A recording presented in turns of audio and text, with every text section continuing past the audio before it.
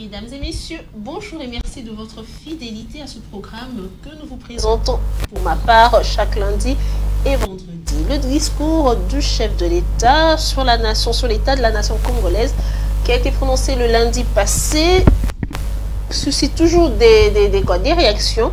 Du constat à l'action, que faut-il? C'est la question que se posent les Congolais. Félix Kaembe, coordonnateur de la dynamique des intellectuels à qui le changement DIAC en sigle et cadre de l'UDPS, M. Moïse Mbouta, analyste politique, et M. Lionel Vinda plutôt, activiste engagé, sont mes invités pour cette émission. Bonjour messieurs. Bonjour. Bonjour. Depuis son discours prononcé lundi 13 décembre dernier par le président de la Félix Tshisekedi sur l'état de la nation, plusieurs réactions fusent d'un public hétéroclite de par son interprétation. Par exemple, c'est du rabâché, donc ça veut dire du déjà entendu. Monsieur Moïse Mbouta, est-ce que c'est votre impression aussi ou bien vous avez un avis contraire? Merci madame pour l'invitation. J'ai salué mes compatriotes autour de cette table.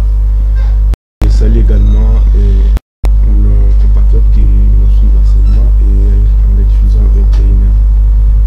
Et par rapport à la question madame, nous avons tous suivi le discours du chef comme tout Congolais, mais seulement que nous l'avons suivi avec une attention particulière en tant que politique. Et dans l'ensemble, le président a pu dire ce qu'il a toujours dit. L'homme est resté toujours égal à lui-même, c'est-à-dire en train de se pleurnicher toujours, en train d'accuser les autres, que ce n'est pas moi, c'est un problème de coordination. Et nous l'avons suivi dans ce sens. Donc, si nous voulons jeter des bases scientifiques, la Constitution lui reconnaît au sens de l'article 77. Il a ce droit-là de s'adresser à la nation, mais cela n'est pas obligatoire. C'est pourquoi je disais, et quand nous avons auditionné ce discours dans la structure dont je suis le coordinateur, la structure nationale des politologues, nous avons dit, franchement, le président de la République a raté une occasion de se taire parce que, vous l'avez dit, il a beaucoup parlé depuis qu'il est là, il a beaucoup promis, et en termes de réalisation, c'est vraiment minime. C'est là où j'avais d'ailleurs conseillé à un ami, parmi ceux qui sont autour de lui, quand il m'a appelé, petit, est-ce que je peux avoir quelques éléments que nous pouvons porter pour, n'est-ce pas, former le discours. Je lui ai dit, vraiment, si ça dépendait que de moi, si j'étais son conseiller politique à cette année, j'allais conseiller au président de la République de formuler que un message devait à la nation en lieu et place de discours sur l'état de la nation, parce que je ne vois pas ce que monsieur le président va dire encore, parce que il a beaucoup parlé, mais il se pose un problème de la matérialisation de ce qu'il est en train, de ce qu'il a déjà parlé. Maintenant, qu'est-ce qu'il faut retenir de ce discours? Il faut faire un pas en arrière. Nous sommes en 2020. Je me rappelle, le président de la République se sépare avec les FCC, où il a quitté. Nous avons suivi des mots forts tels que « j'ai subi les humiliations ». Nous avons suivi des mots forts de ces discours tels que « Kissal me banda », « Moussala et bandi ». Mais fort malheureusement, on attendait à ce que l'état de la nation de 2021, que le président puisse nous présenter le bilan de Kissal me banda qu'il a prononcé à 2020. Mais fort malheureusement, on n'a pas vu ça. Donc, au regard du discours, parce que parmi les moments forts du discours, il faut rappeler ce que vous avez promis précédemment et montrer les réalisations de cette année et dire pourquoi cela a été réalisé ou j'ai promis de faire telle action, telle, je n'ai pas pu le faire à cause et projeter l'avenir. Mais si vous suivez tous ces méandres-là et le contour de la rédaction d'un discours sur l'état de la nation, le président est passé largement à côté du vrai message. Il est resté dans les redits, il est resté dans les accusations, disant qu'il se pose un problème de pilotage, oubliant que c'est lui-même le pilote, et il se pose un problème de coordination, oubliant que c'est lui-même le coordonnateur qui doit, n'est-ce pas, conduire toutes les actions. Donc, nous avons compris qu'il y a un problème. Le chef a des idées pêle-mêle, telles que nous le disons. Il n'y a pas vraiment de vision concrète pour mettre en application. Donc on conclut que pour vous, ce discours, c'était du ramasser. Un discours qui n'était pas bien organisé, un discours qui n'était pas bien finolé au sens des attentes de la population. La population, permettez-moi de réfléchir comme les Congolais. Oui, mais permettez-moi aussi de passer la route. Les Congolais l'attendaient qu'ils puissent dire un mot sur la question des rames, mais ça a été passé à côté. Les Congolais l'attendaient qu'ils puissent dire un mot sur les poissons chanceurs qu'il a promis aux Congolais. Et ça n'a pas été le cas. Les Congolais l'attendaient à beaucoup de choses, mais fort malheureusement, ça n'a pas été le cas. Voilà ce que nous pouvons dire, que le président a raté une nette occasion de se taire. Voilà. Vous l'avez entendu, votre Félix fait une tête. Voilà, l'année passée, comme vous l'avez entendu, M. Mbouta qui dit que le traditionnel discours, puisque ici chaque année qu'on le prononce, était teinté, enfin faisait montre de l'échec de la coalition FCC Cash qui avait conduit le pays dans un gouffre. Alors, cette fois-ci, le discours, pour certains, je suppose que vous en faites partie, était teinté d'espoir. Alors, qu'est-ce qui a réellement changé depuis? Merci beaucoup, Mme Lilas, d'abord pour cette grande invitation. Je tiens à saluer mes co-débatteurs et aussi toutes les combattantes et combattants de l'UDPS. Je salue le secrétaire général Augustin Kabouya et Jean-Marc Kabounz, qui est notre président AI. Je me suis posé la question pendant que votre invité parlait, Louis. J'ai compris que celui qui a raté l'occasion de cette heure, vous savez, lorsque vous n'avez rien à dire devant les publics, ça serait important des voteurs que de vous retrouver dans une zone inconfortable. Quelqu'un a dit, ce qui se conçoit bien, s'annonce bien, clairement. Les mots pour le dire arrivent aisément. Quand vous regardez la façon dont notre ami a pris la parole, il a navigué à vie, du début à la fin, il n'a rien dit. Démontrez-le. Et je comprends tout simplement, c'est un manque de préparation de cette émission qui est beaucoup suivie. Je vais te dire une chose. Le président de la République a divisé son adresse à la nation en 3 parties, ou 3 volets si vous voulez. Le premier volet, c'est pour les choses qui ont été réalisées. Le deuxième volet, c'est pour les choses qui ne sont pas réalisées, qui doivent être projetées pour 2022. Et le troisième volet, c'est celui, bien entendu, au niveau de l'international. Parce qu'il faut dire qu'il n'est pas seulement président de la République du Congo, mais aussi il est président de l'Union africaine. Pour ce qui a été fait dans notre pays, ou ce qui a été réalisé, le président nous a parlé, madame, de l'état de siège qui a été décrété au mois de mai 2021 par rapport à ce qui se vit à l'est du pays, la guerre et la tuerie. Et depuis que l'on a décrété l'état de siège, nous avions compris qu'il y a quand même un changement sur le terrain. Non seulement que le chef de l'État a parlé de l'état de siège qui a été décrété au mois de mai, il a aussi parlé de la mutualisation des forts avec l'armée ougandaise. Et donc, voilà ce qui a été fait. Deuxièmement, le président nous a parlé des infrastructures qui sont réhabilitées. Des routes de Kasumbalesa à Mukambo. Pas mal de choses, madame. Et aussi, il faut voir le président lorsqu'il a parlé par rapport aux compagnies aériennes. Vous savez qu'on avait revu les prix des billets à la baisse. Le président nous a parlé de l'insertion de ce qu'on appelait Koulouna, qui tuaient les gens ici, qui sont aujourd'hui intégrés dans la société au niveau des Kanyamaka CC. Non seulement ils font les champs, mais aussi ils sont en train de nous fabriquer les bancs.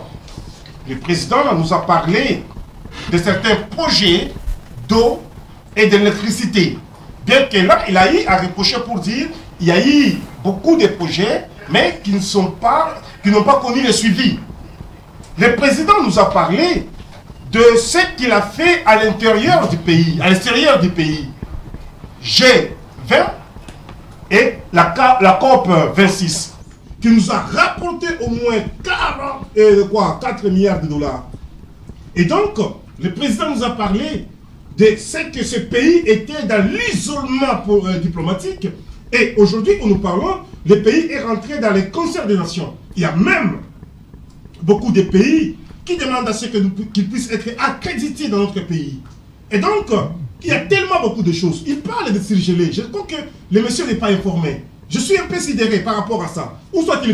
C'est de la méchanceté, monsieur. Saviez-vous qu'aujourd'hui nous parlons une position machiavélique et méchante et de mauvais goût? Saviez-vous au moment où nous parlons, monsieur, que les produits de Sirgelé, les Saint-Charles, dont tu aimes beaucoup manger, comment tu as aussi depuis que Tshisekedi est au pouvoir, notre président, c'est déjà à Matadi. Il y a même une partie qui est arrivée à Kinshasa. Il y a une deuxième garnison, madame, qui est en Namibie, qui est en train de venir. Et quand les messieurs nous disent ici, écoutez, il ne faut pas aussi réduire le président de la République au niveau de Sirgelé, monsieur. Il y a un ministre de l'économie, il y a un ministre de commerce extérieur. Et au niveau de RAM, on peut le réduire aussi, oui ou non? Non, pour la question des RAM, madame, c'est une question pendante parce qu'elle est encore discutable. Okay. Souvenez-vous, lorsque le président était en déplacement, je ne sais pas dans quel pays, j'ai oublié, il avait suspendu le problème des RAM.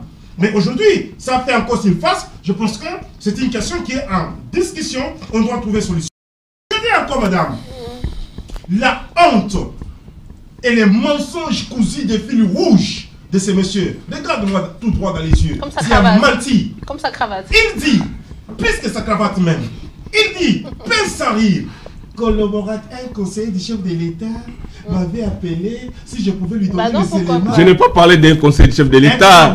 J'ai dit si j'étais. Mais je ne peux pas te laisser passer les mensonges, mon cher ami. Sois calme. Il dit, quelqu'un l'aurait appelé voilà, pour qu'il puisse donner les éléments afin qu'on puisse confectionner le discours du chef de l'État. Monsieur, tu as menti. Je n'ai pas menti. Comment vous pouvez entrer dans ma vie privée et affirmer comme ça? Je vous rappelle que je suis consultant. Je vous rappelle, je suis consultant. Beaucoup de politiciens nous consultent pour... À son temps de parole, à votre temps de parole, vous avez récupéré. Et monsieur Félix, je vous prie de... embrouiller du débit à la fin. Oui, et moi, je ne fais pas alors, permettre ça. Alors, je disais ceci, madame. Ouais. Le monsieur a menti. Un mensonge de mauvais goût. Ok, c'est bon, on a compris. Des fils ok, on a compris, monsieur Félix. Quelqu'un t'a appelé toi. Et alors, il n'est pas appelable. Il n'est pas appelable pour s'estimer. Là, madame. Okay, vous oubliez que je suis politologue de formation. Écoutez, s'il vous plaît, un enseignant à l'université. C'est une émission sérieuse. Nous sommes consultés par les politiques. Tout ce que vous voyez là. Non, ce qu'il dit, on ne peut pas laisser passer. Oui, je n'arrive pas à crier, vous savez aussi. Je n'ai pas une voix qui porte très haut. Je ne peux pas laisser passer ça. Ça, c'est ma vie. D'ailleurs, je suis dans mon domaine de On sait que vous êtes c'est mon domaine. Vous savez... Nous sommes consultés, monsieur. Ok. Est-ce que monsieur Vinde a pu prendre la parole? Tout le monde est consultable. Oui.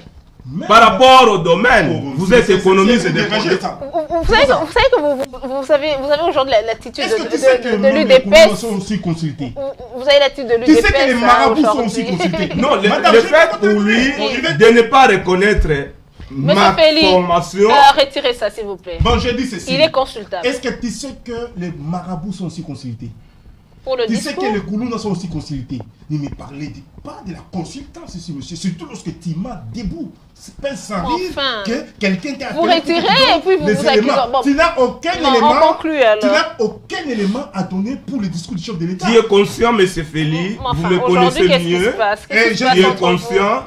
S'il vous plaît, monsieur Félix. Bon, c'est bon. Vous avez 2 minutes pour finir. Merci beaucoup, madame. Monsieur Mbouta, laissez-le conclure. Nous sommes au début de l'émission. Il ne faut pas que tu puisses déranger, monsieur. Oui. Lorsque tu as menti, je t'expose. Il faut admettre que c'est là. Bon, le mensonge, c'est qu'on ne peut pas. Le chef de l'État a toujours été cohérent, logique et sincère dans sa façon de parler. Monsieur, il ne faut pas dire que le chef de l'État avait des idées en pêle-mêle. C'est une insulte, monsieur. Au cas contraire, le président était cohérent du début à la fin parce que moi-même j'étais à l'Assemblée nationale et tout le monde a compris de quoi le président avait parlé. C'est pour cela, madame, je vous ai dit, le président avait subdivisé son adresse à 3 volets, à 4 volets même. Et donc, il a rencontré toutes les aspirations de notre peuple. Il a aussi projeté ce qui sera fait en 2023. En 2022. Oui. Je cite même en disant, madame, lorsqu'il dit qu'il n'a rien dit, saviez-vous les problèmes de la construction des ports dans les eaux profondes des Bananas? Le projet, le lendemain, ça a été même signé au niveau de la présidence, et ça doit commencer déjà au mois de janvier 2022. Monsieur Tia menti. Oh, ça va, ça. On a dit qu'on retirait ce mot-là. Monsieur Vinda, excusez-nous, hein, c'est la première fois que vous venez sur ce plateau. Bon, comprenez. Et vous, comment vous avez trouvé ce discours? Merci d'abord, Madame Lilas, pour l'invitation et mes salutations à mes débatteurs sur ce plateau. Et pour commencer, d'abord, le discours sur l'état de la nation, c'est un discours bilan qui élabore comment est-ce que les choses ont été faites durant l'année en cours et aussi faire des projections par rapport à l'année qui se pointe déjà à l'horizon. Et alors, j'ai suivi ces discours avec beaucoup d'attention. J'ai suivi Monsieur le Président. Et ce que j'ai d'abord compris en gros, c'est qu'il y a un peu des ressemblances par rapport au discours tenu en 2020. C'est-à-dire que le président s'était un peu plaint par rapport à ce qui se faisait avec ceux avec qui il avait alliance, les gens du FCC, qui lui mettaient les bâtons dans les roues, qui faisaient qu'il ne puisse pas bien fonctionner. Et cette fois-ci, le président, dans sa politique de toujours trouver des sorciers, comme qui dirait la théorie, le diable c'est l'autre, il s'est trouvé cette fois-ci une autre bouc émissaire qui est le gouvernement, à qui il a fait incomber beaucoup de responsabilités pendant qu'il tenait son discours. Alors maintenant, pour rentrer dedans, le président a parlé des réalisations. Certes, c'est vrai, il y a quelques réalisations qui ont été faites. Il a évoqué des routes, je crois bien, au Katanga. Dans son ancienne configuration, il y a des routes qui ont été réalisées et il y a des travaux qui se font présentement. Mais dans l'ensemble, je dirais que ce n'est pas assez. Ce n'est pas assez dans la mesure où la population a écouté beaucoup de choses. Comme quoi, on nous avait lancé les projets 100 jours pour commencer. Et en fin de compte, il n'y avait pas grand-chose. Il n'y avait pas grand-chose sur terrain. Il y a eu le dossier des détournements à gauche et à droite. Dossier maisons préfabriquées, rien de bon. Et il y a eu des arrestations en cascade et par après, grâce présidentielle. Et ça, c'est quand même regrettable. Pour parler maintenant de manière beaucoup plus profonde, le président a parlé de la diplomatie, comme mon frère l'a dit. Il a parlé aussi du social. Alors, maintenant, concernant la diplomatie, parce qu'il a évoqué ses nombreux voyages à l'extérieur, je dirais que l'UDPS et ses communicants robots nous ont laissé entendre que les multiples voyages du président à l'étranger allaient nous apporter des investisseurs ici, sur place, et qu'ils allaient créer des emplois et pallier au chômage qui gangrène notre société. Curieusement, je constate que le président a éludé en fait cet aspect des choses. Il commence à nous parler des ambassades qui s'ouvriront dans un avenir très proche. Je ne sais pas ça aura quel impact dans notre société. Le concert des nations, certes, c'est vrai. Nous voudrons bien que le Congo puisse en tout cas retrouver sa grandeur dans le concert des nations. Mais en tout cas, l'impact visible, en tout cas, et je crois que nous ne sommes pas encore prêts de le constater. Parce que les Congolais attendaient beaucoup, en tout cas beaucoup de ces voyages-là, les créations d'emplois et bien d'autres évolutions dans plusieurs secteurs. Le président a parlé encore du social. Concernant le social, il a évoqué la desserte en eau et en électricité. Là, le président a parlé du faiblesse de pilotage. Or, en réalité, les vrais pilotes, c'est le président parce que c'est lui le chef de l'exécutif. Il a la signature, il peut révoquer, il peut élever quelqu'un par rapport à ses fonctions s'il le mérite. Alors, curieusement, j'avais eu à constater que la veille, 2 jours ou 3 jours plus tôt, le président a révoqué le DG de la DGRAD, DGI et GECAMIN. Il était aussi capable de révoquer le DG de la SNEL, si seulement si. Il voyait qu'il ne travaillait pas bien, il y avait des faiblesses de pilotage. Mais il ne l'a pas fait. Le DG de la Régie déjà est toujours là, le DG de la SNEL est toujours là. Et ça, c'est quand même curieux. Parce que mon ami en face de l'UDPS qui parle, qui évoque cet aspect des choses que le président est cohérent, moi, ça m'étonnerait beaucoup. Parce que je vais évoquer quelques exemples.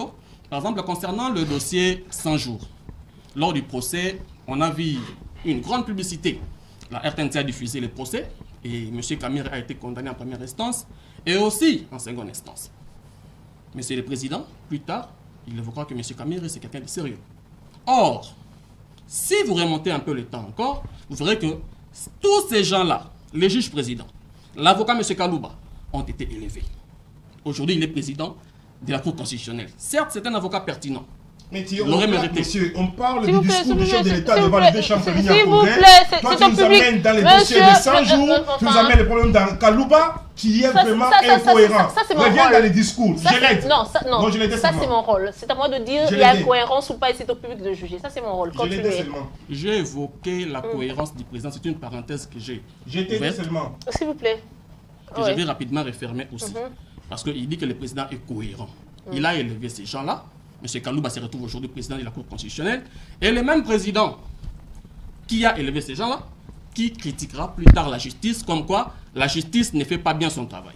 Comment a-t-il fait pour élever ces gens-là dans des si hautes fonctions comme M. Kalouba, l'avocat de la République à l'époque, qui a fait un travail pertinent, qui a été applaudi par tous, et l'élever juste après ces procès?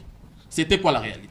Et par après, dans la cohérence du président qu'a évoqué mon débatteur en face, le président qui vient... Co-débatteur bien. Co-débatteur, en bon français, c'est débatteur. Alors, co-débatteur, dans le dictionnaire, ça n'existe pas. Dans les français, vas-y vérifier. Co-débatteur n'existe pas. Alors, maintenant, pour continuer, il cherche à me perturber. Dans la cohérence du président... Pas prendre à son oui. jeu. Non, j'étais seulement. Oui, oui. Dans la cohérence du président, le président parle de la faiblesse du pilotage. Or, comme je l'avais évoqué ici, le président, 2 jours plus tôt, il a révoqué les DG de Gérard, chez Camine et tout ça, et il a été incapable de révoquer les DG de la SNEL ainsi que de la Régie des eaux. Il vient pleurnicher auprès du peuple, comme quoi, pour dire que je ne suis pour rien, c'est plutôt l'exécutif qui pose problème. Encore une fois, le président a accusé pendant ce discours les députés provinciaux, comme quoi ils étaient à la base de la déstabilisation des provinces. Mais que racontent ces députés-là quand ils déstabilisent les gouverneurs? Non, ils ne comprennent pas la vision de l'Union sacrée, la vision du chef de l'État. Quand on leur pose la question, c'est quoi la vision du chef de l'État? Ils sont complètement incapables. Ils disent, c'est l'Union sacrée. C'est quoi l'Union sacrée? Bon, ils commencent à balbutier dans tous les sens. Et tout ça là, ça s'appelle la cohérence selon eux. Ok, ça va. Alors, M. Mbouta a parlé de la question des élections à venir, qui n'est pas un sujet de frayeur pour Félix Tshisekedi, qui a même encouragé ses opposants à envoyer au plus vite leurs représentants à la CENI pour ne pas bloquer le processus électoral. Alors, pourquoi est-ce que Tshisekedi a autant d'assurance? Madame, je dirais, commencerai à répondre à cette question par un dicton d'un grand président américain qui disait, c'est pas un président américain, c'est un auteur, un homme d'État projette pour les générations futures, mais des hommes politiques voient les élections. Donc nous avons un problème au Congo. Nous n'avons pas des hommes d'État qui voient le Congo et son avenir, si ce n'est que ceux qui voient leur poste. C'est ce que me disaient des amis hier, que 15 jours, les politiciens congolais vont marcher pour n'aller pas émati pour n'abo. Ils ne font que soutenir devant la CENI parce que c'est de là où Bazoaka va poste n'a. Comment les Congolais réfléchissent? C'est vraiment très difficile. Nous devons faire un effort de créer une classe politique qui voit plus l'avenir du pays que leurs propres intérêts. Aujourd'hui, M. Félix Tshisekedi, président de la République, et ce qui est normal aussi, est en train de bénéficier tout ce qui est dit à son rang en tant que président. Et sa vie a complètement changé. La vie de sa famille, la vie de ses amis et ces jouisseurs-là qui sont venus de l'Europe. J'aurais souhaité d'ailleurs que Félix soit à côté de Félix Tshisekedi en tant que conseiller dans un domaine qui le concerne, que ces autres-là qui n'ont pas combattu ici. Et voilà comment il amène le président qui nous amène un discours rempli d'incohérences. Et mon ami à côté ici, Lionel Vindala, soulevé tout à l'heure, bien que Félix Kayembe tente de flouer tout, mais ce sont des réalités. Je le comprends. Consciemment, il sait que la situation du pays n'est pas bonne. La population est en train de souffrir. Il le sait très bien. Parce qu'il est quinois, il vit ici. Il venait d'être à l'intérieur du pays. Il a vu ce qui se passe à l'intérieur. Les enfants sont en train de souffrir à cause de la famille. Il n'y a rien pour mettre sous la dent. Mais en tant que militant d'un parti au pouvoir, je le comprends, il ne peut que défendre le pouvoir. Mais nous, en tant que scientifiques et réalistes, nous amenons un discours réaliste aussi. Là où les choses marchent, nous tentons de dire voilà. Et là où ça ne marche pas, nous les disons haut et fort. Laissez-moi évoluer. Étant la mouka, il faut dire non, laissez-moi évoluer. Est-ce que c'est un péché, Félix? Laissez-moi évoluer. Parce qu'il est de l'UDPS, il est de la mouka. Lui est scientifique. Chacun choisit. C'est pour ça que je lui dis, il faut prendre la responsabilité en disant, moi étant militant de la mouka, toi qu'est-ce que ça change? Monsieur Félix, vous êtes scientifique, je vous connais très bien, on se connaît très bien. Vous êtes scientifique, mais je dis ceci, sur cette plateau, vous venez avec un discours de militant, ça se comprend. Parce que vous êtes un cadre du parti au pouvoir, même les choses ne marchent pas. Vous avez cette lourde charge-là de chercher des vases et moyens à défendre. Mais au regard de l'audition du discours, je vous l'ai dit ici, je suis un coordonnateur d'une grande structure de politologues ici au Congo. Nous l'avons disséqué mot à mot, nous avons compris qu'il y avait trop d'incohérences. Le vrai discours, mon ami, nous devons bien le dire, doit partir des chiffres. Sincèrement, regardez les caméras, dites aux Congolais, quand M. Kabila vous laissez le pouvoir en 2019, le taux du dollar était à combien? Aujourd'hui, nous sommes à combien? Les taux de desserte en eau et en électricité, c'était à combien? Et aujourd'hui, nous sommes à combien?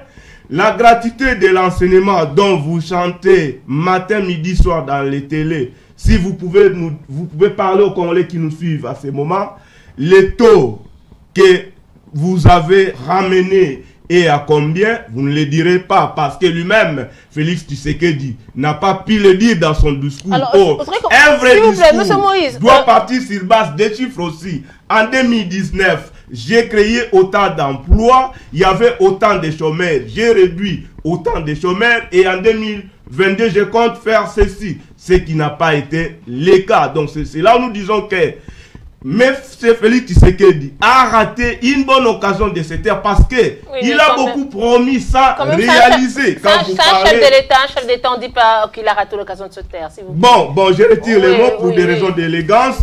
Quand vous parlez de l'État des sièges, mon ami, c'est pas moi qui l'a dit. Le ministre sectoriel, qu'est-ce qu'il a dit?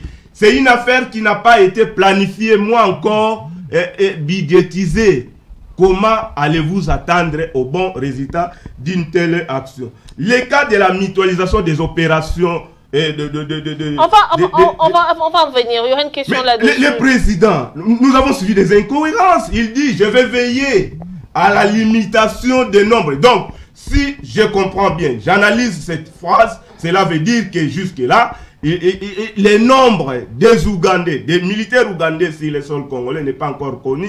Et il va chercher à connaître et à limiter dans le temps. Monsieur Mbouta, j'ai une question pour vous. Oui, madame, je suis à votre disposition. C'est un discours sur l'état de la nation. J'aimerais savoir, vous avez fait votre bilan de ce qui se passe dans ce pays en tant que politologue, mais voudriez-vous que de la bouche du chef de l'État sortent des choses contraires à ce que vous avez observé? Puisque vous dites qu'il a fait l'État, il a dit qu'il y a ça, vous vous attendez. Donc vous attendez à des promesses encore, et vous allez encore les critiquer, ces promesses-là. Il a dit ce qu'il en était, n'est-ce pas le cas?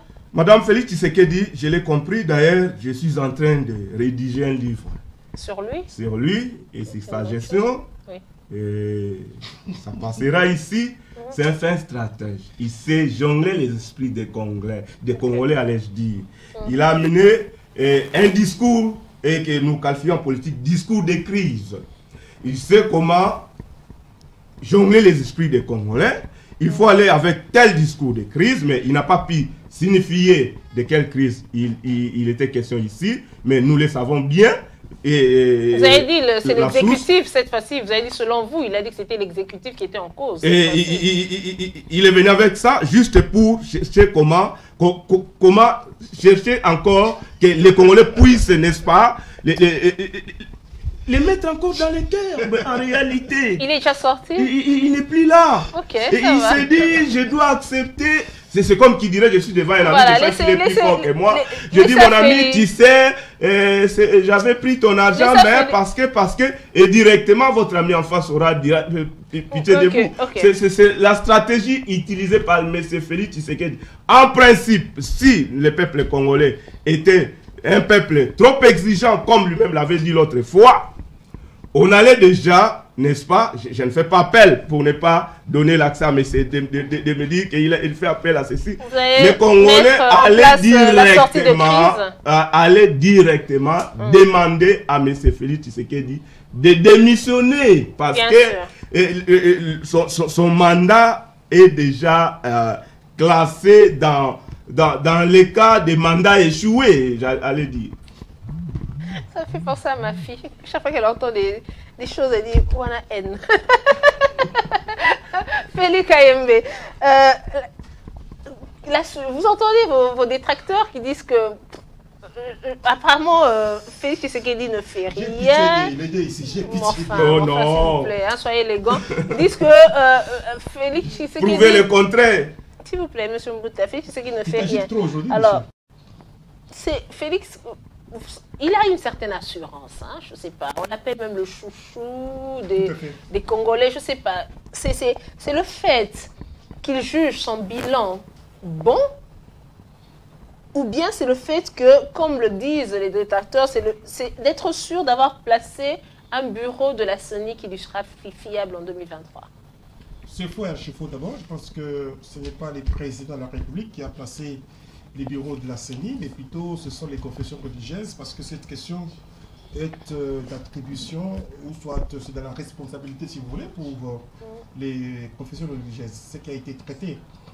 Et ici, je pense que le président de la République, d'abord, a rencontré toutes les attentes de notre peuple, ce qui est très important. Et ce qui me fait mal, c'est quand, entre mes deux amis, Lionel, oui, contredit son copain de circonstances.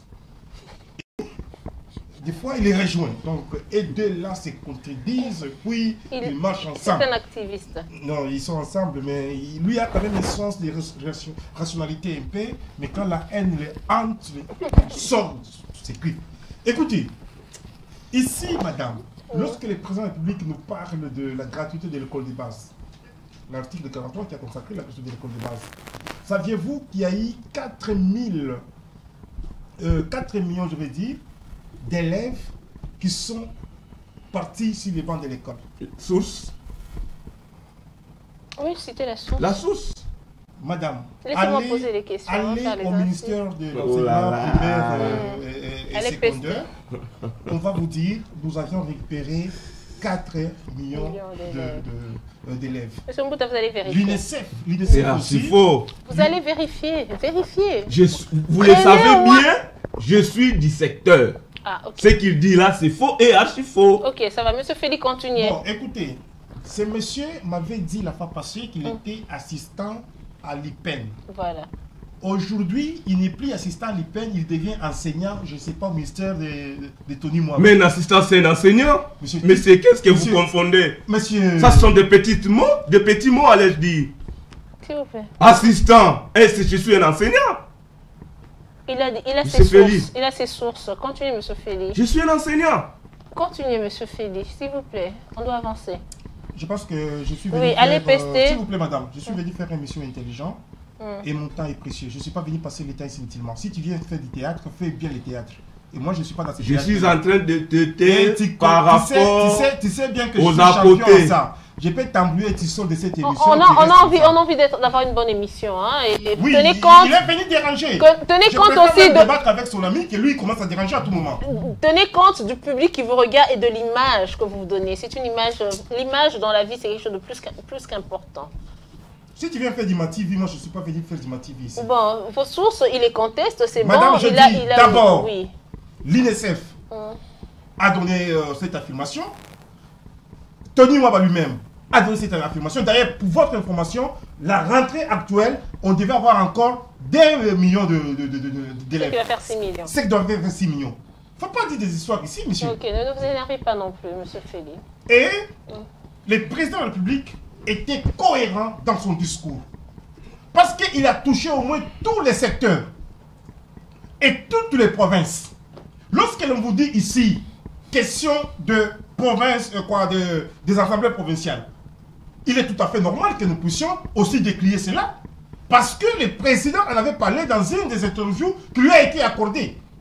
Pour dire, il ne peut pas y avoir un développement intégral d'un pays si, et seulement si, au niveau de la territoriale, ça pose problème. Madame, vous savez, pour qu'il y ait un développement, il faut que nous puissions commencer par la base. Et la base, là, ce sont les entités territoriales. Mais lorsque vous trouvez les députés qui sont là, pour des raisons de la cause, qui sont en train de faire partir les présidents des assemblées provinciales, les gouverneurs des provinces, déjà ça pose problème. Regardez ces 26 provinces aujourd'hui, nous avons au moins 14 provinces qui posent problème, parce qu'il n'y a pas les gouverneurs là-bas. Et lorsque le président parle de cela, est-ce que ça casse les carreaux? Moi je me dis, c'est une interpellation qu'il a faite. Je suis un aigle, monsieur, comprenez-moi. Oui, c'est ça. Et donc, c'est une interpellation que le président a faite. Non seulement qu'il a interpellé le gouverneur, les députés provinciaux, il a même demandé au Sénat de créer un cadre, d'abord c'est un cadre qui est déjà créé, pour qu'il puisse commencer à collaborer avec les assemblées provinciales. Pour trouver solution par rapport à ces problèmes-là. Deuxièmement, on nous dit ici, non, le président a été plaintif. Moi, je ne vois pas là où le président s'est plaint. Mais le président a eu à appeler chaque chose par son nom. Il est tout à fait normal que le président puisse parler. Moi, je suis d'accord avec lui lorsqu'il a dit il y a beaucoup de projets, mais il n'y a pas de suivi. Mais il n'est pas un homme qui doit être partout, mon Dieu. Le président de la République ne doit pas faire le travail de tout le monde. Adam Smith, un grand économiste, a parlé de la division du travail. Lorsqu'on a déjà donné un ordre, je pense à chacun, à son niveau, doit faire son travail pour dire, écoutez, nous devons terminer ça, nous devons terminer cela. Donc il y a un problème d'exécutif. Il y a un problème d'exécutif, c'est pour cela le président a interpellé tous ces gens. Écoutez, si le président était complaisant, il pouvait cajoler cela dans le sens de poil. Il pouvait l'agir contre courant. Mais lorsqu'il le dit, je ne vois pas pourquoi est-ce que... Alors, la question aussi sous-jacente, c'est pourquoi est-ce que M. Félix Tshisekedi nomme toujours des gens dont il finit par se plaindre plus tard? C'est quoi le problème? Président? Pourquoi est-ce que le président Tshisekedi nomme des gens dont il finit toujours par se plaindre plus tard? On avait, Non, ce n'est pas tout le monde qui est nommé dont on reproche des mains. Il y a toujours les gens qui font bien du travail et d'autres qui ne font pas bien du travail. Alors, je vais dire une chose. Je pense que Lionel doit avoir un peu de la considération, de l'élégance lorsque vous voulez parler des communicateurs de l'IDPS. Robots communicants. Nous en entendons. Écoutez, soyons modestes. Ici, quand vous nous dites que non, les déplacements du chef de l'État devaient ramener les investisseurs, saviez-vous comment est-ce qu'un investisseur peut venir dans un pays ou dans un autre? C'est tout un processus, monsieur. Okay. C'est toute une procédure. Il faut d'abord... Monsieur, soyez calme, mais pourquoi tu t'agis comme ça? Tu as pris quoi aujourd'hui? Il n'a rien fait. Non, il a pris quelque chose. Je disais ceci, monsieur. Il y a tout un processus, toute une procédure. Et donc, si vous voulez qu'il y ait... C'est quoi la procédure? La procédure, monsieur, il faut avoir d'abord les investisseurs en question. Ils doivent étudier dans quel secteur où il faut investir. Ils doivent voir s'il doit y avoir la rentabilité ou pas. Je n'étais pas à la conscience des comptes parce que je suis même dans ça. Oui, ça c'est vrai. Et troisièmement, il faut qu'on voie est-ce que dans cette terre que nous voulons aller investir, il y a les risques ou il n'y a pas les risques en termes de guerre et autres. Mais aujourd'hui où nous parlons, il y a déjà beaucoup d'investisseurs qui vont venir dans ce pays. Le président de la République s'est déplacé avec le ministre des Transports, Sherbet Okende. Il s'est déplacé avec la ministre de l'Énergie, des Mines. Tous ces gens-là, il y a des contrats signés là-bas et d'ici peu, les investisseurs vont venir. Merci. Lorsque vous me parlez de président du chef de l'État, au discours du chef de l'État là-bas, il nous a parlé de 4 milliards de dollars, monsieur. Vous croyez que c'était seulement venu comme ça, ni d'être le déplacement? Deuxièmement. Millions ou milliards? Milliards, je crois. 4 milliards, je vais dire, madame. Oui. Deuxièmement, on nous dit ici... Oui, madame, apparemment, nous sommes venus l'accompagner. Monsieur Mbouta, quand vous parlez, vous savez, vous ne regardez pas votre minuterie, hein, alors soyez élégant aussi pour l'ami, s'il vous plaît. Hein? S'il vous plaît, c'est moi qui gère le débat. Ici, madame, le président était à la hauteur de ce discours. Le président a rencontré les aspirations de la population congolaise. Nous croyons certainement qu'il doit y avoir des choses qui doivent être faites. Okay. Vous savez, je vais citer en disant, madame, lorsque le président vous parle de sa participation au G20, c'est la première fois qu'un président de la République du Congo puisse y participer. C'est pour dire que notre pays s'est ouvert au monde. Lorsque le président vous parle de sa plaidoirie au niveau international pour la Covid-19, non seulement pour les pays africains, la RDC, mais plutôt pour les pays africains. Mais ici, quand les gens ne disent pas de ça, moi ça me prend la tête, je comprends seulement c'est de la haine, de la méchanceté. Merci. Mais je tiens à dire, relevons le débat, mon temps est précieux. La fin de la guerre, Monsieur Vinda, la fin de la guerre dans l'est du pays connaît des prouesses prometteuses, hein, malgré les critiques sur l'état de siège sans cesse reconduit. Qu'avez-vous à dire là-dessus? Et est-ce que pourquoi autant de critiques négatives face à l'intervention ougandaise alors que l'on note qu'il y a quand même des avancées? Oui, merci encore une fois, Madame. Merci parce que pour répondre à votre question, laissez-moi essayer un peu de nettoyer quelques affirmations que j'ai entendues sur ces plateaux. Ok. Monsieur Feli, je vous ai entendu parler de 4 millions d'enfants qui devront être intégrés dans le système scolaire congolais, qui n'étudiaient pas avant, qui ont été intégrés dans le système scolaire congolais. Alors, merci beaucoup pour cette information. Je prends cela avec des pincettes. J'irai vérifier parce que nous reviendrons. Je crois que nous nous retrouverons encore une fois sur ces plateaux et je vous dirai quoi. Mais je vais vérifier l'information. Je parie bien qu'elle doit être fausse. Alors, j'ai entendu encore plusieurs affirmations ici. Monsieur Feli nous parle d'Mpiodi, il avait parlé dans sa première intervention. D'Mpiodi, oui, des chinchards, il a parlé des chinchards qui seraient à Matadi, à Kinshasa. Oui. Est-ce que Monsieur Feli, qui est communicant de l'IDPS, peut-il nous dire où est entreposé ces chinchards? C'est une question que vous pourriez garder et répondre au moment opportun, parce que les Congolais attendent que vous puissiez leur expliquer où sont entreposés ces chinchards-là qui nous viennent de Namibie. Alors, on a aussi écouté l'information comme quoi la Namibie nous faisait pression qu'il y aurait des conteneurs là-bas qui jusque-là n'avaient pas encore été payés. Comprenez.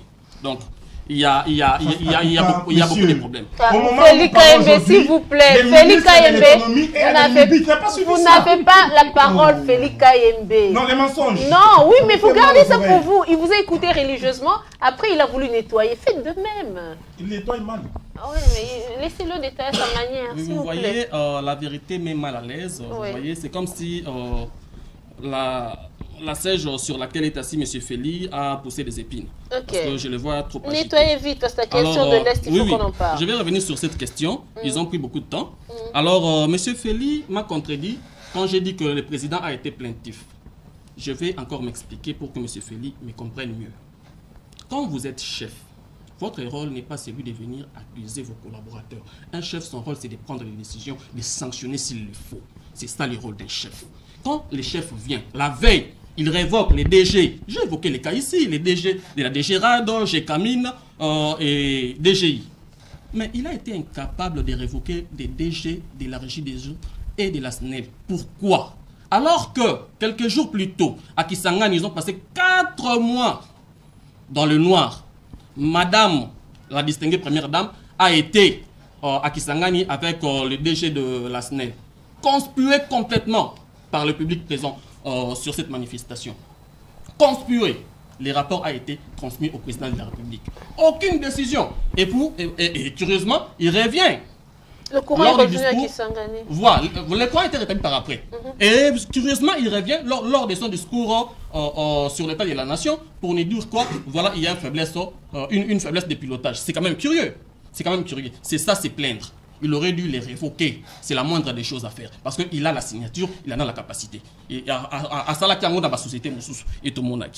Il a aussi évoqué dans sa première intervention, j'avais oublié de dire, les cas de Koulouna. Mais ces jeunes gens-là, nous voudrons bien que ces banditismes urbains puissent disparaître. Mais ces jeunes gens-là ne sont pas jugés. Ce sont des sanctions extrajudiciaires. Ils ne sont pas jugés. Arrêtés comme ça.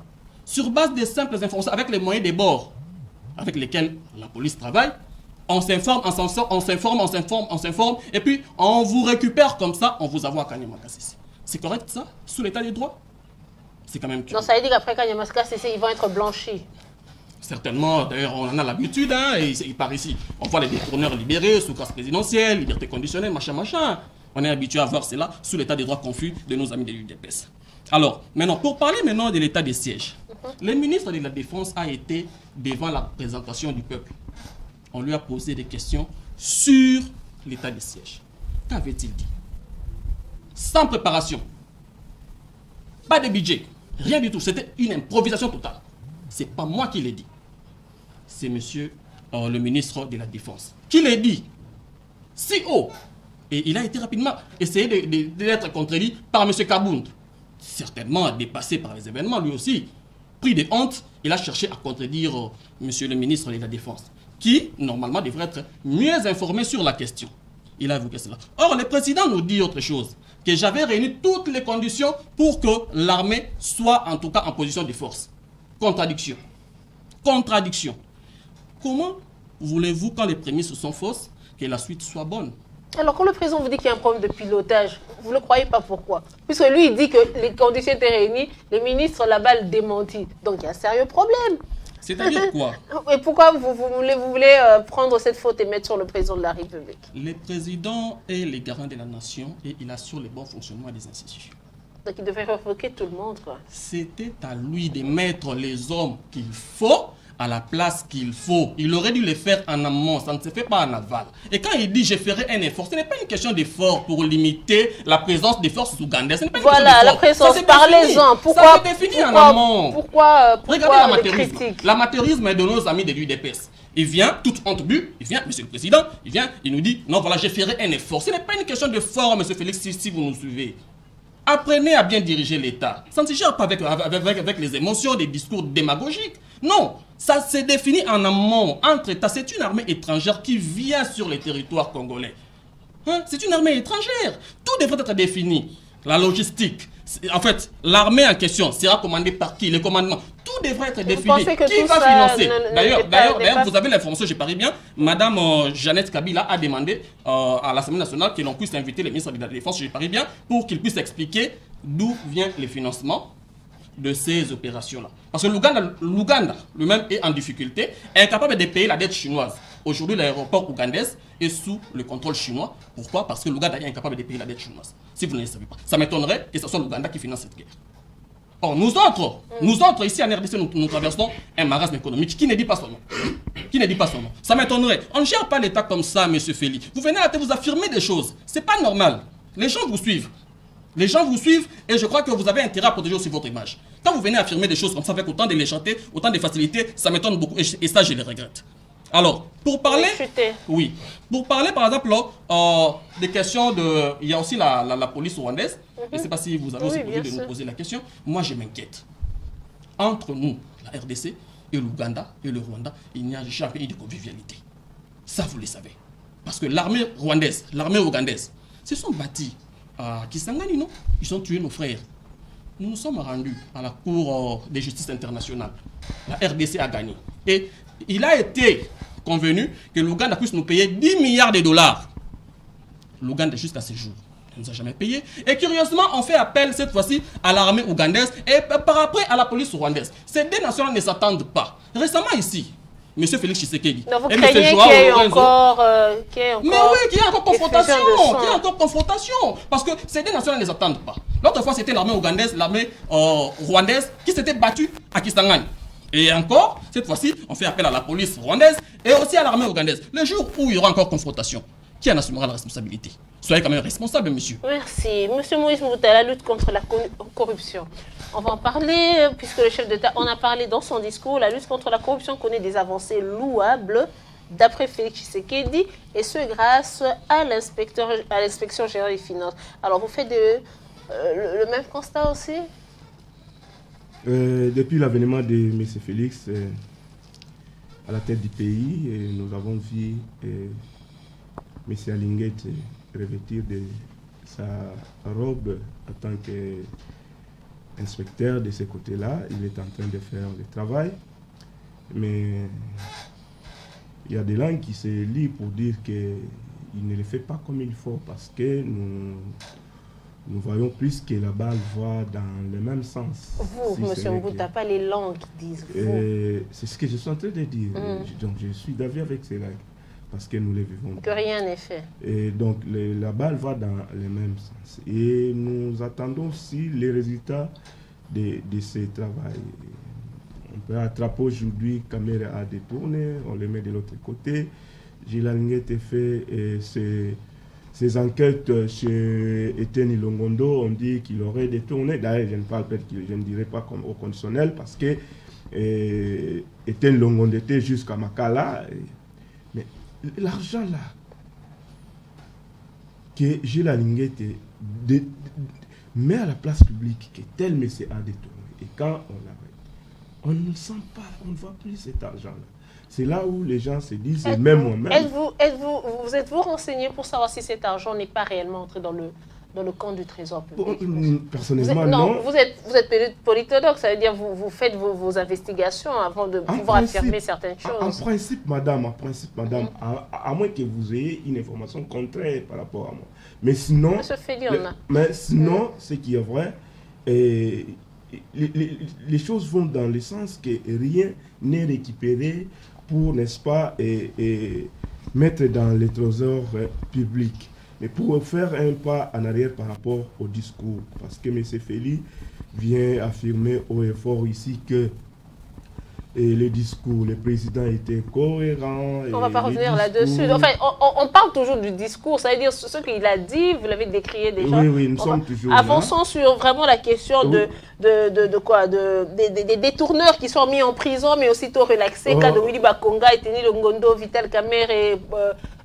Nous sommes dans le même sens. Oui. Je réponds dans le même sens parce que nous avons vu et nous assistons à chaque mois et au niveau de la présidence de la République les dépassements budgétaires. Et Gilles Alinguet, il va nous apprendre des théories, des nouvelles théories pour dire que ce n'est pas une infraction patati patata. Bon, je lui concède tous ces mots-là, mais c'est un problème. Donc, nous sommes en train de dire, quand le régime va changer en 2023, et Gilles Alinguet lui-même aussi sera mis devant la barre parce qu'il est en train de cautionner les choses de l'autre côté. Alors ça, c'est très intéressant cette question de le régime qui va changer en 2023. Avec quels acteurs? Les acteurs, nous devons, je le disais bien avant. Vous décriez ceux qui ne font que des sit-ins devant la CENI pour pouvoir, parce qu'ils savent que c'est de là que leur viennent, leur manne.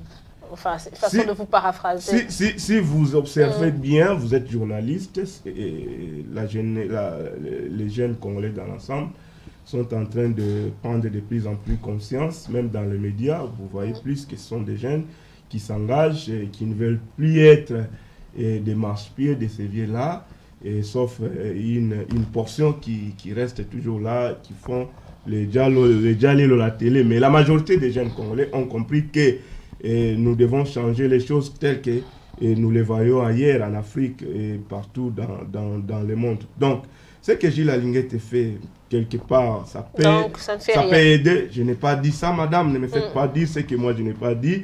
Il y a des points positifs parce que quelque part, il y a des ceux qui ont quand même ces derniers temps cette honte-là de ne plus détourner les deniers publics. Mais c'est pas encore suffisant parce que nous avons entendu ici au ministère de l'Environnement et des choses qui se sont passées. Il y a encore un ministère ici et les amis m'ont envoyé l'information en retard, je n'ai pas saisi. Mais donc, l'action continue et la grande... Donc c'est sur la bonne voie. Nous sommes sur la bonne voie. Avec Jules Alinguet, avec Jules Alinguet, mais il va dans un seul sens. Nous démontrons ce qui se passe à la présidence de la République. Les dépassements du budgétaire, mais Jules Alinguet a fermé les yeux. Nous mettons sur la place publique l'affaire RAM où M. Félix a battu pendant son discours, ou au moment où tous les Congolais attendaient à ce qu'il puisse dire ça. Parce que madame, et si vous, nos députés ont décrit ça quand ils ont traité la question de la loi des finances de l'année 2022. Ils n'ont trouvé aucune trace de cette affaire des rames. Ils ont demandé à ce que cette affaire soit supprimée, mais malheureusement, ça n'a pas été le cas. De ce côté-là, parce que Jules Alinguet sait bien que c'est une affaire qui a des accointances directement à la présidence, il s'est dit, je ne peux pas faire le travail que les députés sont en train de faire. Nous voulons bien le travail qu'il fait, mais nous voulons que le travail vraiment soit vraiment partial. En lieu et place de cibler seulement les cassures d'hier.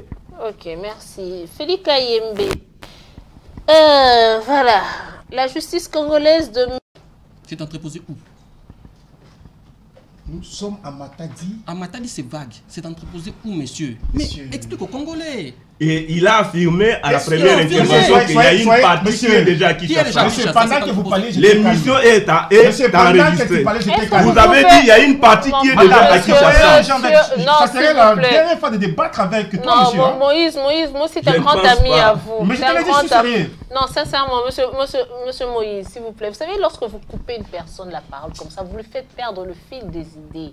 Laissez-le continuer. Lorsque il aura fini son speech, quand la parole va vous revenir, c'est là que vous aurez dit, monsieur Félix ne nous a pas dit où exactement sont entreposées toutes ces marchandises, mais laissez-le finir.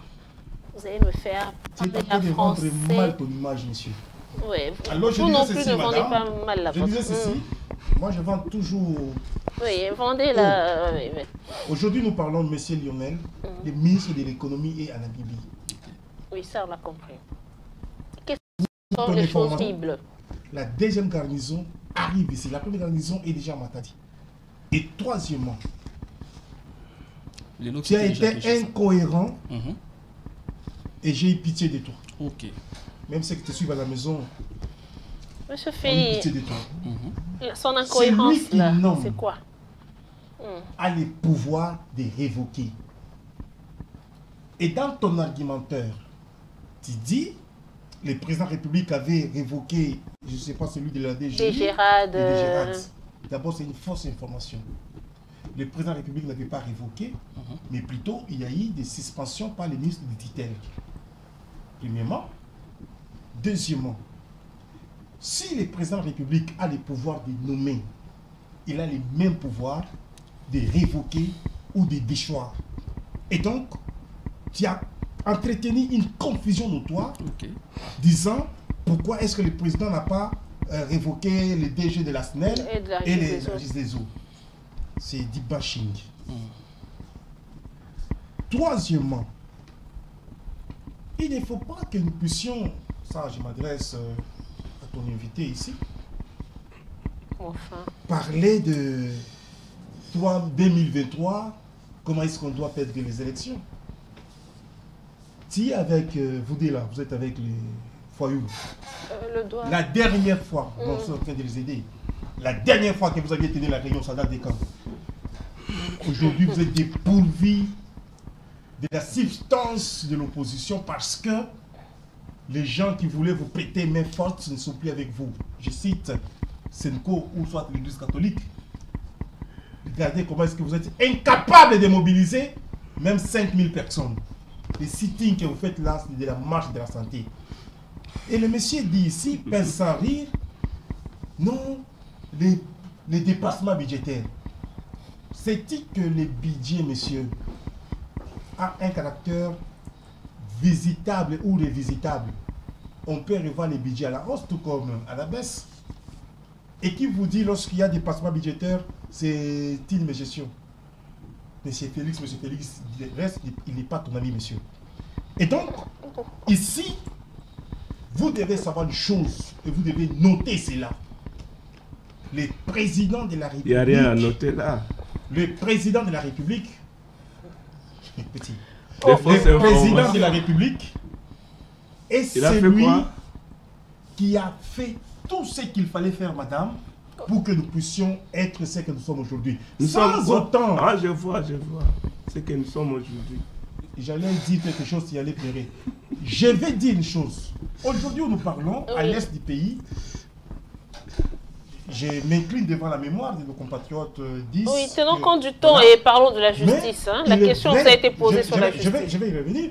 Aujourd'hui, nous parlons à l'est du pays, il y a quand même de la calmie. On ne tue pas comme on tuait. Là, vous ne parlez pas. Aujourd'hui, où nous parlons, on a bombardé, madame, au moins 85% d'ibation des rebelles. Ils sont en fuite. Et c'est là comme si ça ne suffisait pas. Vous apprenez même les médias internationaux commencent comme si on nous attaquait parce qu'on a vu il y a une réponse qu'on est en train de donner de l'autre côté. Par rapport à la justice, madame, je réponds à la question de la justice. Mais je vais vous dire, il faut être informé. Saviez-vous que la libération de Vital Kamerhe n'est pas d'abord une grâce présidentielle? Il venait de mentir ici. Les deux. Celle de Willy Bakonga. Personne n'a parlé de Vital Kamerhe. Celle de Willy Bakonga. Celle de conditionnel. Non, n'affirmez pas des choses. Soyez calme, monsieur. Ne nous imputez pas des choses. Soyez calme. Ne m'imputez pas des choses. Ne m'imputez pas des choses. Deuxièmement. Ça c'est trop dit, monsieur Félix. Deuxièmement, madame. Ça c'est trop dit. Il faut les laisser geler. Retirez ça. Il faut les laisser geler. Ils ne sont pas des menteurs. Sois calme, monsieur. Non, pas juste là. Deuxièmement, vous dites qu'on a détourné des fonds publics, on n'a pas retourné et tout. Est-ce que vous savez que M. Kamerhe, avant de quitter, il y a eu un conditionnement avec une caution de 500 000 $. Mais c'est une liberté conditionnelle, oui. Saviez-vous, avant que M. Kamerhe puisse être libéré de la prison, de la liberté provisoire, on a eu à confisquer ses biens des immobiliers. Et quand vous dites ici que non, on n'a pas récupéré l'argent, en tout cas, je ne comprends pas. Madame, je vais répondre à la question de... Oui, enfin, et vous finissez en y répondant. Merci. Je pense que la justice, il y a encore à faire. Il y a encore à faire. Il faut sanctionner les mauvais magistrats. D'où le président de la République a demandé à ce qu'il y ait vraiment des sanctions positives et négatives. La Bible dit, lorsque il y a une bonne justice, une nation est élevée. La justice élève une nation. Je vais dire même ce que Tabou Mamba disait, je ne suis pas d'accord avec lui, il parlait des 3 V. Les magistrats aiment voiture, villa et veste. Mais nous demandons à ce que ces gens soient vraiment sanctionnés positivement et négativement. D'où l'appel du chef de l'État qui a dit il faut qu'il y ait des réformes judiciaires. Parce que l'État de droit ne peut jamais marcher s'il n'y a pas la réforme de la justice, s'il n'y a pas le respect de la justice, s'il n'y a pas le droit qui est dit d'une manière tout à fait impersonnelle. Et donc nous disons, il est tout à fait normal aujourd'hui que les présidents de la République puissent avoir comme son cheval de bataille l'état des droits, lesquels d'ailleurs passent par la justice, parce qu'il faut dire, nous ne pouvons pas être dans une justice, d'un côté, les nantis sont libérés, sont niés cajolés, mais de l'autre côté, les Koulouna sont mis en prison parce qu'il a détourné un téléphone. Et donc nous disons que la justice doit être faite d'une manière tout à fait impartiale pour au moins sanctionner tout le monde positivement ou négativement. Et donc, ici, il ne faut pas que nous puissions aller par le dos de la prière et dire, écoutez, le président de la République n'a pas rencontré les aspirations de la population congolaise, le président de la République n'était pas cohérent. Ça encore, c'est une insulte. Je pense que celui qui n'est pas cohérent, c'est une personne qui n'a pas de facultés mentales. Mais quand vous regardez le président de la République, il a toutes ses facultés mentales et donc tenez compte... Ça peut aussi se faire exprès. Tenez compte, monsieur, de ce que vous êtes en train de sortir dans votre bouche. Alors, vous vous êtes insultés aussi mutuellement ici parce que vous tous, vous êtes déclarés de ne pas tenir des propos cohérents. Donc, vous vous excusez de vous être insultés mutuellement. Moi, j'ai toujours été cohérent. Non, mais vous avez dit que les autres n'étaient pas cohérents. Donc, je dis ceci. Oui. Le président n'a pas besoin de... ne pouvait pas, bien entendu, parler de tout ce qui est de notre problème, ou de nos problèmes, si vous voulez, madame, dans 1 heure 20 minutes. Même le ministre Patrick Mouya a dit il y a des choses que le président ne pouvait pas parler pendant peu de temps. Comme l'histoire de Ram. Hein? Voilà, c'est encore pendant, on comprend. Et donc, moi, je dis, il ne faut pas que nous puissions prêter les intentions au président de la République, parce qu'il n'y a aucune personne aujourd'hui qui a la charge qu'a le président de la République. Merci. Il n'y a aucune personne qui a le souci qu'a le président de la République pour le Congo aujourd'hui. Vous tous là, avec les faillots, vos vitres, vos maîtres, vous dormez, vous mangez, mais le président de la République ne dort ni ne mange pour la République du Congo. Ok. Surtout quand il y en a qui ne siègent pas, mais qui sont payés, dans les émoluments sont versés dans les comptes. Voilà. Okay. Alors, 2022. Que présage l'année 2022 avec Félix Tshisekedi aux commandes de ce pays? C'est un peu la question qui va conclure ce débat. Lorsque l'on voit déjà que ses opposants ou alliés, on ne sait pas, il y en a, on ne sait pas qui sont alliés ou opposants, on ne sait pas qui sont réellement, qui sont en pré-campagne électorale. On parle de Moïse Katumbi en meeting, Kisangani, Martin Fayulu qui va se prononcer bientôt, qui va prononcer son discours à la nation aussi, et le FCC qui est en perpétuelle dissidence en son sein. Alors, est-ce que Félix Tshisekedi a de quoi passer des nuits blanches ou bien il se la coulera douce parce que 2022, c'est déjà bon? Oui, merci encore Madame Lilas. Par rapport à la question concernant l'année 2022, qui se pointe déjà à l'horizon, je voudrais un peu dire quelque chose par rapport à ce qu'elle vient d'affirmer, parce que je constate que M. Félix est fort en matière d'affirmation. Il est en tout cas formidable. Il va m'étiqueter la Mouka. Je ne suis pas la Mouka, je suis activiste engagé. Je voudrais bien recadrer cela parce que c'est quand même une affirmation gratuite. D'ailleurs, depuis le début de l'émission, c'est ce qu'il fait. Il ne fait qu'affirmer des choses. Par rapport à la révocation, parce que j'avais évoqué cela ici, il a essayé de me recadrer tout en évitant d'aller beaucoup plus loin, en profondeur sur la question. C'est quoi la dialectique? Quand on suspend quelqu'un, qu'est dit le Code du travail? La suspension ne dépasse pas 3 mois, messieurs. Quand ça commence, d'ailleurs, ici, on ne respecte rien. Il y a des suspensions qui durent peut-être 10 ans, 6 mois, 8 mois. Ici, au Congo, on ne respecte rien. Il y a des textes, personne ne les respecte. Ici, concernant la suspension, oui, les déjà en question auxquels tu fais allusion, ils ont été suspendus. Mais la suspension ne devrait pas forcément déboucher à la révocation. Parce que quand on vous remplace par un autre, c'est-à-dire quoi? C'est quoi la dialectique? C'est quoi la dialectique? Quelqu'un peut être suspendu et par après réhabilité. Ça, vous ne le savez pas? Comme à Toumatouba, non? Par exemple. Alors, là, je crois que c'est clair. Vous n'avez pas besoin d'un tableau pour que vous compreniez. Alors, maintenant, par rapport à la liberté provisoire et à la liberté conditionnelle, il y a une différence, M. Félix. Et la grâce présidentielle? Oui, d'abord, toutes ces deux libertés. La liberté provisoire, ça s'accorde qu'à un détenu. Quelqu'un qui n'a pas été jugé, qui n'a pas été condamné. On lui accorde la liberté provisoire. À un condamné comme M. Kamere, qui a été condamné en première instance, en deuxième instance, ça s'appelle la liberté conditionnelle sous caution. Alors, parce que vous aviez posé la question... Mais c'est ça que je dis ici, vous n'avez pas compris ou quoi? Non, vous vous étiez contredit. Je ne m'étais pas contredit, s'il vous plaît, monsieur... Voilà. Oui, continuez. Il cherche à me perturber. Oui, la caution était de 500 000 $ selon Jeune Afrique.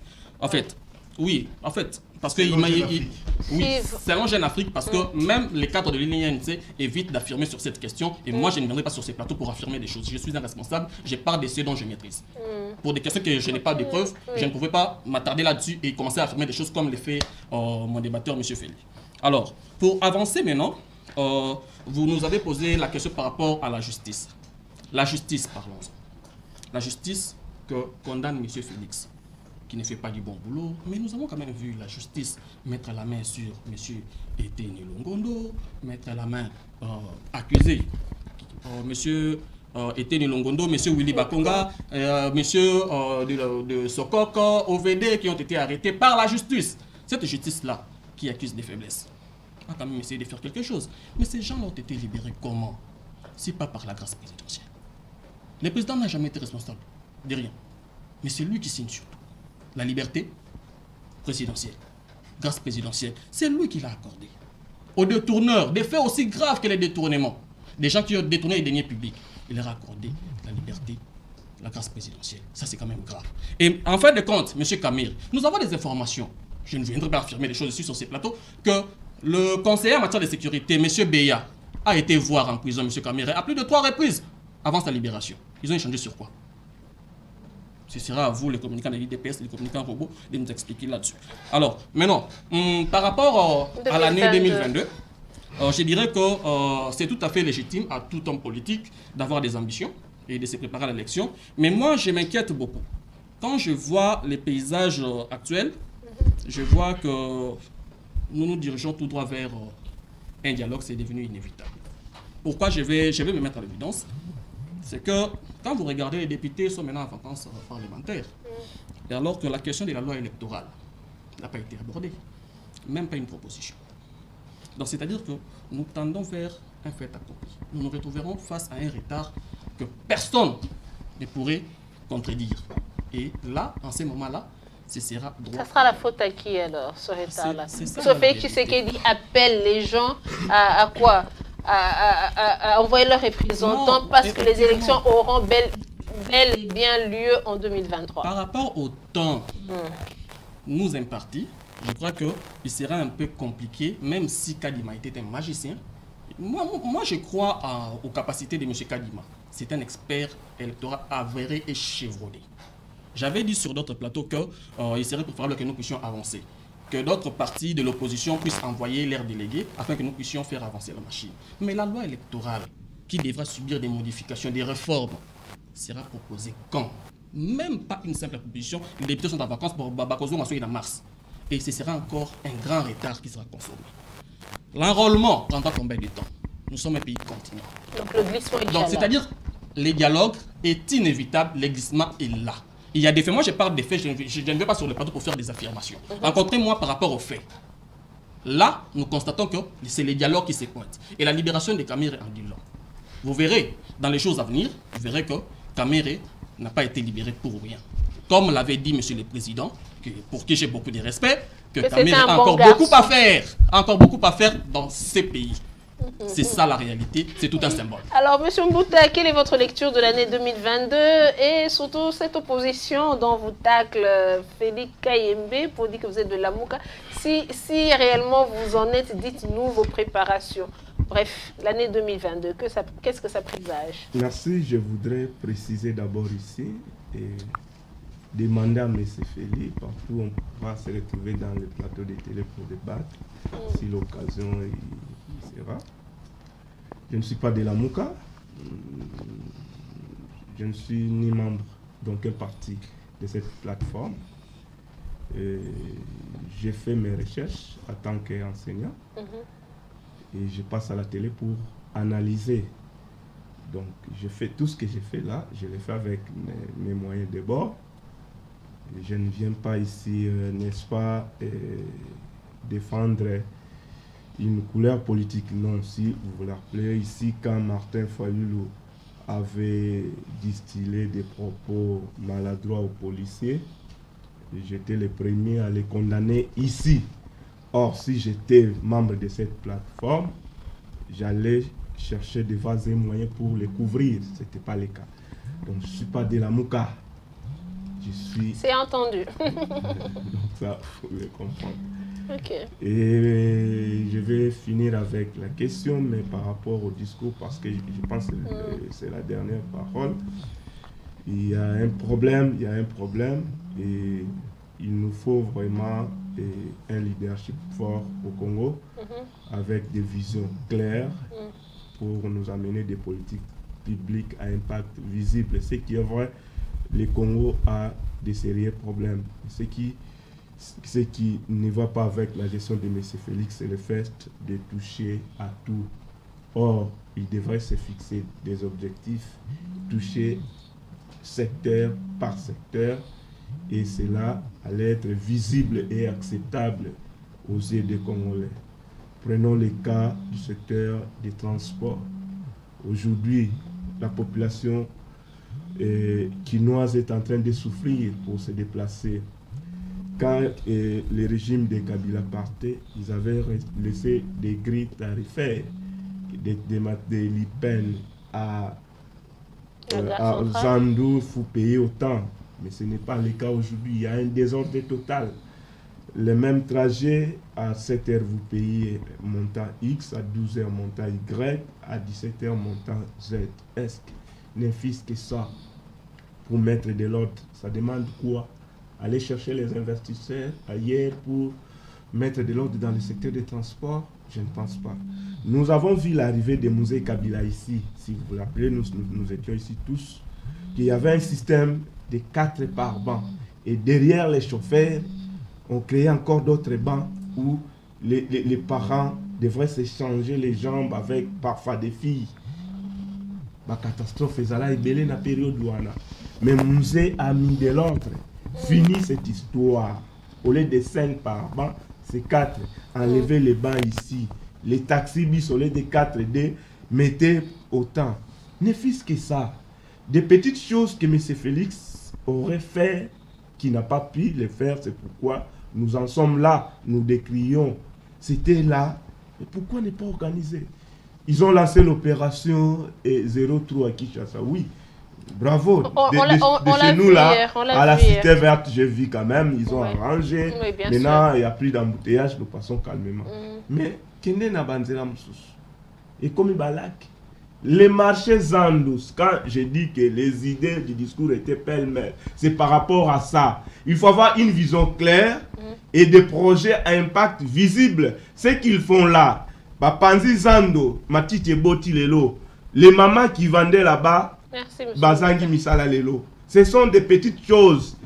Quand quelqu'un qui a une vision pour diriger le pays, quand il arrive, il commence par là. Batubamoni changement, transport est commis bien, maille est commis bien. Merci. Il y a beaucoup à dire, hein, M. Bouta, mais regardez déjà. Après 3 ans d'exercice du pouvoir, on nommé mandataire, aux autres se plaindre au problème à pilotage. Là. Félix Kaimbe, 2022. Comment s'annoncent les couleurs? Rouge, vert, noir, jaune? 2021, ça s'annonce bien parce que le président de la République a projeté déjà ce qui doit être fait en 2022. Et nous avons compris d'abord ce qui a été fait en 2021. Il y a beaucoup de choses qui ont été faites en 2022 et en 2021. Vous aviez vous-même vu, madame, comment est-ce que la patrouille financière menée par l'UGF a fait son travail. Nous sommes à 4,5 milliards aujourd'hui des réserves d'échange. Pourtant, quand nous sommes arrivés au pouvoir, on n'a rien trouvé dans les comptes. Aujourd'hui où nous parlons, il y a de grandes décisions qui sont prises à tous les niveaux pour que ça puisse entraîner le développement de notre pays. Et on a même vu, comment on appelle, Katende, la chute de Katende, où les matériels sont déjà là-bas. Bientôt là, on doit commencer le travail. On a vu avec le président de la République qui a acheté au moins 4 trains pour la NCNCC. On a vu comment est-ce que la MIBA est en train d'être relancée petit à petit, bien que ça pose encore problème. Moi-même j'y étais, je pense qu'on doit y arriver. Mais une chose que je retiens est que le président a rencontré toutes les questions d'actualité et toutes les questions nationales pour que nous puissions y apporter des solutions. Mais je note aussi avec amertume, mes 2 amis ont compris cela dans leur façon de comprendre. Parce que le président était tellement cohérent, il a rencontré toutes les aspirations, mais puisqu'ils sont dans la haine notoire, dans la méchanceté, dans la jalousie, voilà pourquoi est-ce qu'ils ont compris autrement. Et en finissant, madame, c'est 2 amis, les acolytes de Fayoulou et Mouzito, parce qu'ils le sont. Oh là là! Non, laissez, je dois cette fois-ci, je dois clôturer mon émission. Vous savez, parce que chaque fois avec vous deux là, non, la marche dernière, il était de la partie. Lui là, il veut mentir ici. Non! On va te chasser là-bas. Madame, j'ai noté avec amertume Lionel, pas Messi, mais Lionel Vida, dit non. Maintenant, là, on doit aller au dialogue parce que... Est-ce que, monsieur, tu ne sais pas qu'on peut convoquer la session extraordinaire? Il n'y aura pas de dialogue, monsieur. Nous irons aux élections en 2023. Je parlais des faits, monsieur. Préparez-vous. Vous, les gens de la Moukati, vous deux là, préparez-vous pour que nous puissions aller aux élections en 2023. Merci. Il n'y aura pas de dialogue, monsieur. Okay. Si vous voulez qu'il y ait dialogue pour le partage du pouvoir, il n'y en aura pas. Dites à vos deux maîtres, Mouzito et Fayoulou, que nous irons. Le message est passé, M. Feli. Merci, ils ont compris. Merci, M. Vinda. C'était la première fois pour moi de vous recevoir. Non, mais vous avez commencé. Hein. Si vous avez compris, vous avez commencé avec la question de 2022. C'était ça qui clôturait l'émission. Alors, merci d'être venu. Merci, M. Mbouta, d'avoir été de la partie. Merci. Félix Kaembe d'avoir été là. Merci à vous de nous avoir suivis. Vous allez nous suivre cette émission en rediffusion à 21h30. Et nous sommes aussi sur YouTube. Pour ceux qui veulent nous suivre, il suffit de taper le thermomètre de la RDC. Merci à toute l'équipe technique et je vous retrouve le lundi. Au revoir.